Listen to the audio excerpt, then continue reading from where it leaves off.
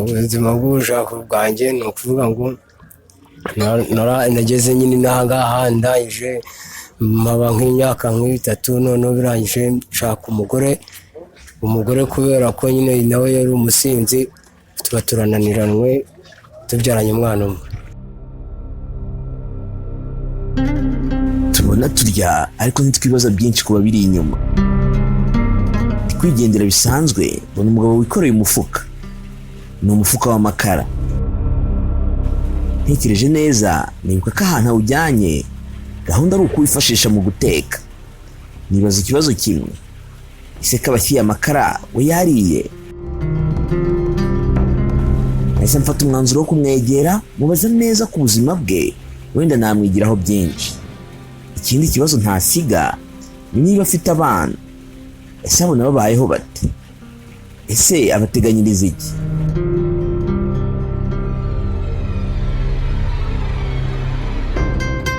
Avuga ngo mbonye ubushobozi nashaka ukuntu, kuko kera nkiri umwana nagerageje wenda kuba nabasha korora inkoko, wenda mbonye nk'ubushobozi nakongera nkabisubiramo ubucuruzi, nkongera nkagerageza nkareba ko byibura nakongera nkorora mu kijyambere.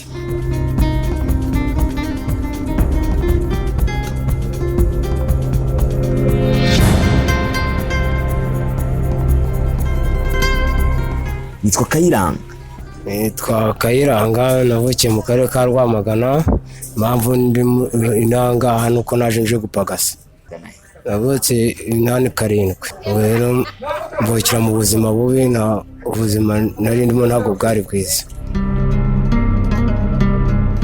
Ahamya ko mu bwana bwe atabayeho neza kugeza igihe ahunze ababyeyi be kubera ko batubahirizaga inshingano zo kubarera. Ubusinzi nibwo bwari bwarababaza.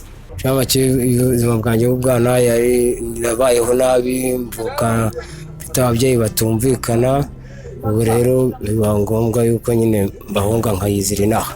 Nyine papa na mama banywaga inzoga, ntabwo bari bagenda bumvikana. Ubwo rero igihe gitoya abona ko atari byo. Ubwo rero biba ngombwa yuko, dore ko batatumye naniga ngo mere neza, wenda ngire ubuzima nahindura. Ubwo rero biba ngombwa ko bacika nkiyizira. Ikintu nyine yakoze gituma nahise mbirambirwa, yaragendaga akirara iyo ngiyo ntatahe. Ubwo rero bituma numva mbirambiwe, impita mutoroka.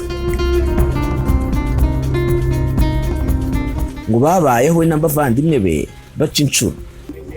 Twajyaga tuvuye guca inshuro, rimwe na rimwe ntibinaboneka. Amashuri yanjye yo nta na rimwe mfite, kuko ntabwo batumvikanaga, ntibabashije kundihirira ngo nige.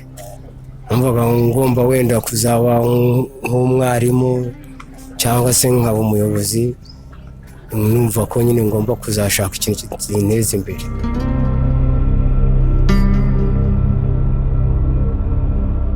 Yatangiye kwikorera imizigo y'abantu akiri muto. Yazengurutse ahantu henshi hatandukanye akorera amafaranga mu kwikorera imizigo.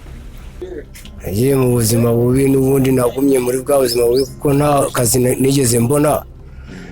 Nubwo nkaba najya gukorera icyo gihumbi cyangwa nkorera imizigo y'abantu nkabona amafaranga. Niva mu rugo nabanjije Masaka, ndagenda nkora akazi ko mu rugo, nkavamo njya kugira nkajya nikorera imizigo y'abantu.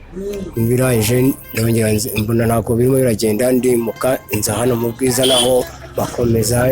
Nabona ikiyede nkakora, nabona umuzigo nkikorera, nuko nguko mbayeho. Naho n'ubundi nakomeje bwa buzima bw'i Masaka, mbona nta kintu kirimo kirahinduka. Ubwo rero gusa nta kintu nagomba gukora, kuko ari bwo buzima namenyereye. No se hari ikintu nari bwakorera, nta bushobozi nari mfite bwo kugira ngo mpindure ubundi buzima. Ikintu cyababazaga nuko ntabashije kwiga ngo numve yuko nanjye nagira ikintu ntego nageraho. Wenda ntekereza ko n'ubuzima wenda mbayemo kubera ko wenda ntize, yonza kuba wenda narize, wenda ubuzima buba bwarahindutse.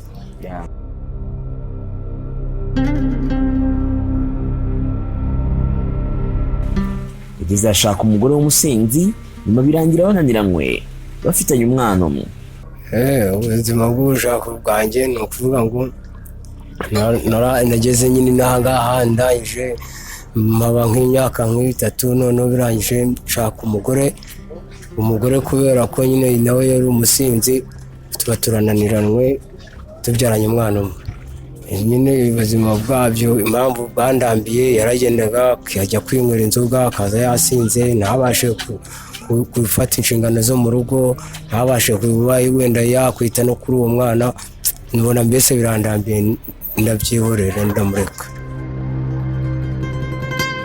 Ahamya ko umwana we abayeho ubuzima butari bwiza. Nyine ni ukuvuga ngo abayeho mu buzima butari bwiza kuko nyine aranywa agasinda, yarangiza ntamwiteho, ubwo yataha nijoro urabyumva n'ubundi ntabwo aba yamwitayeho, ntabwo yabona ubuzima bwiza. Rero nta muntu bari kumwe ubasha kumwitaho. Afite imyaka 3. Yifuza ko umwana we azaba umwana wize ndetse wibeshejeho. Nimba n'ubushobozi nzamurihirira ishuri yige nawe agera imbere. Igihe kizaza mwifuriza yuko yagira ubuzima bwiza, akabaho neza, akiga akasoza amashuri ye, ku buryo nawe nyine yabona uko yafonda ubuzima bwe. Abazwa cyane n'ukuntu agenda acumbika hirya no hino atagira ahantu aba.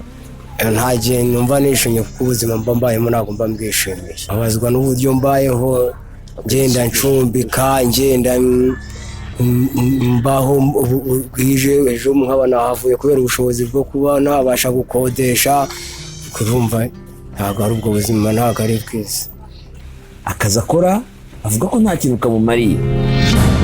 Akazi nkora inanga ntako, kuko wese wajya guhingira 1,000 cyangwa 2 ukavuga ngo wakoze. Abonye ubushobozi yakorora amatungo magufi kuko ngo abikunda kuva kera. Avuga ngo mbonye ubushobozi nashaka kuko kera nyiri umwana nagerageje wenda kuba nabasha korora inkoko, wenda mbonye nk'ubushobozi nakongera nkabisubiramo ntabwo ubucuruzi, nkongera nkagerageza nkareba ko byibura nakongera nkorora mu kijyambere. Nubwo mama w'umwana atari umwana neza, ariko avuga ko azamukundisha umwana we kuko nta kundi niwe nyine. Namubwira yuko mama we atamureze neza, ariko nyine nanone agomba kumwubaha kuko ari mama we, nta bundi buryo byagenda.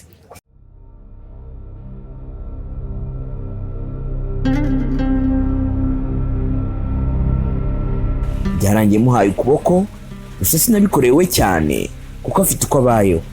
Nabikoreye umwana we, wenda yabona icyari uwo munsi. Itsinda ryawe kuko navuga ati murakoze.